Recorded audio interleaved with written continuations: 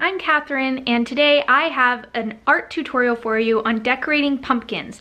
This is a mess-free pumpkin decorating tutorial, so you do not need to carve anything. There are no guts and seeds involved.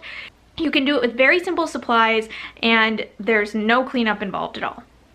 This project is ideal to do in a group of friends if you want to do something that's fairly simple but very artistic and has room for a lot of expression and is very fall themed, but without the mess of traditionally carving pumpkins, and would also be very good for working with kids, whether it's in a class or just for fun at home. We can decorate these pumpkins to be given as gifts to put around our house. I wouldn't recommend putting them outside because the colors might run from the ink that we're using. I'm not sure how permanent Sharpies are on pumpkins in general, but in the house, indoors would be absolutely fine for any form of decoration, and they last quite a few weeks just sitting around without having to worry about them going bad. You can draw along with me in this video, or you can go off the road entirely and do whatever you want on your pumpkin, but I will give you 3 particular forms of pumpkin decorating tips. So let's head over to the table and get started. The supplies that you'll need for this project are, of course, pumpkins. I've gone with mini pumpkins, but you can use any size, any shape, any color, and permanent markers. And I recommend having metallic ones on hand if possible, because these show up on the pumpkins a little bit better than other colors and have a particularly striking effect. My first pumpkin is going to be a rainbow pumpkin. I've got a wide range of colors here for a kind of pastel rainbow effect on my pumpkin. I'm using a white pumpkin for this so that the colors will show up the best.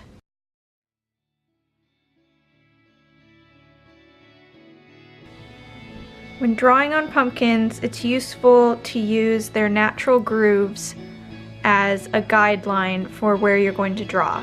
Otherwise, you might get stuck trying to draw shapes that don't actually work with the natural shape of the pumpkin itself. So drawing along the grooves can keep your pen marks matching the organic shape of the pumpkin.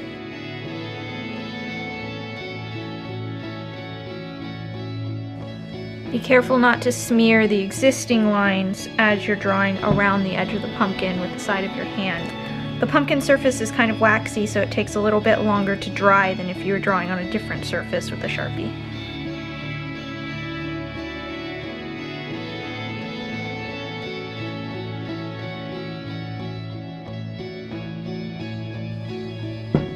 Now that you've got your rainbow grid lines, you want to make sure that it's all dried all the way around, and then decide how you want to fill in each segment of the pumpkin.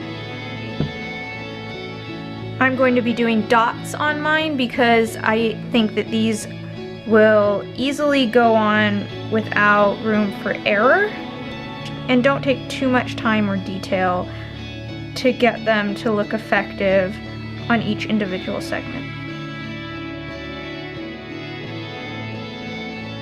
You could do your polka dots large or small, filled in circles, or just outlines of circles. You could also do lines, dashes, other kinds of shapes like stripes, any kind of pattern that fills up the little pumpkin wedges and gives it a consistent, whimsical look all the way around. Try not to think exactly about where you're placing each dot or try to get a pattern going if you want it to look spontaneous like a traditional polka dot pattern.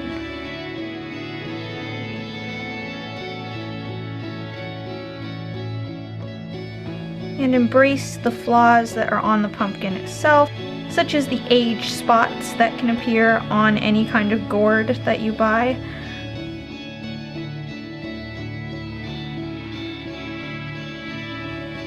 and just consider them part of the organic beauty of the pumpkin and draw around them.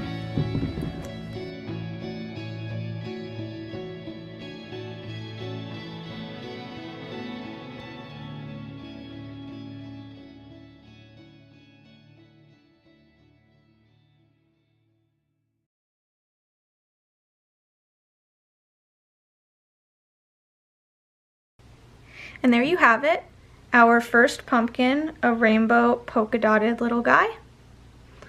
Trying to avoid smudging any of the edges. And it will look very cute on a bookshelf or a windowsill in my house for a Halloween party. For the second pumpkin, I'm choosing this little one, and I'm going to be using the metallic markers and attempt a mandala on my pumpkin, using the center of the pumpkin as the center of the mandala and working my way outward. I will link below to my previous video on how to draw a mandala, but you can do this with no experience and just kind of get into the groove, quite literally, of cyclical shapes that flow around the object that you're drawing on.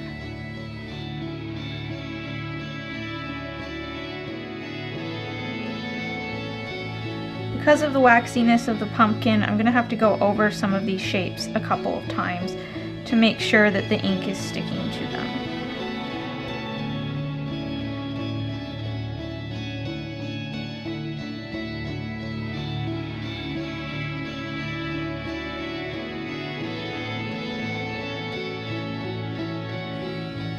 Again, the quirks and bumps of the pumpkin are kind of dictating how this is going to turn out for me. So I can't spend time getting upset or stressed over the drawing looking exactly how I want it to look, because nature is taking over and I just need to roll with it.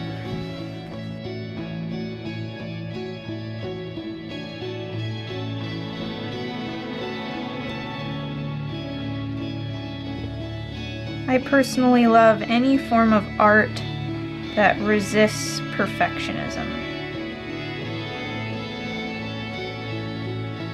If you can work with a medium that doesn't allow you to have your absolute perfect vision play out on it, I think that you're going to have something that is expressive and more de-stressing by the end of it than if you were to do a piece of artwork that you had complete control over and also felt the need to control the entire time.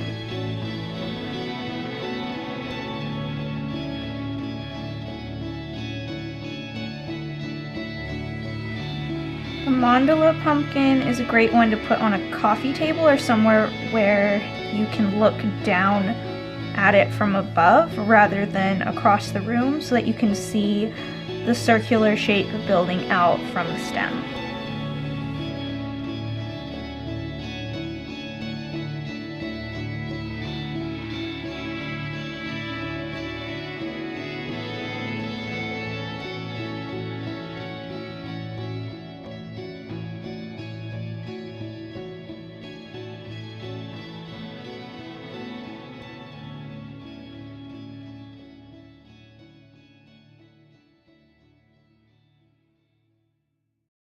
And there you have it, our mandala pumpkin with metallic aesthetic.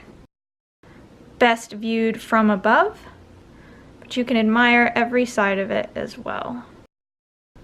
My third and final pumpkin is going to be the hospitality pumpkin. This is something that I like to bring instead of flowers to a dinner party.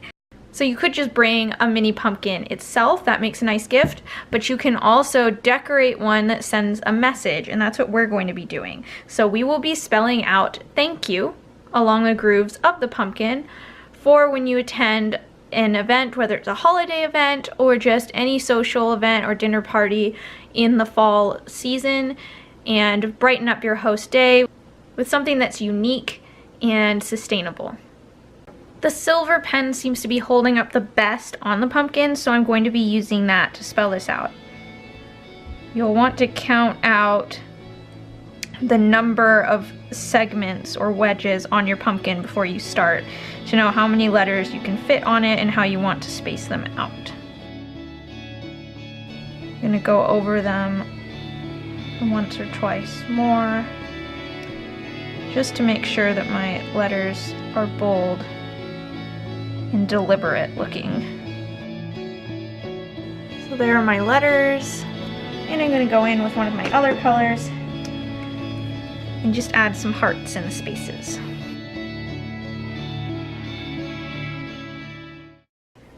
And there you have it, a hospitality pumpkin to make your host smile.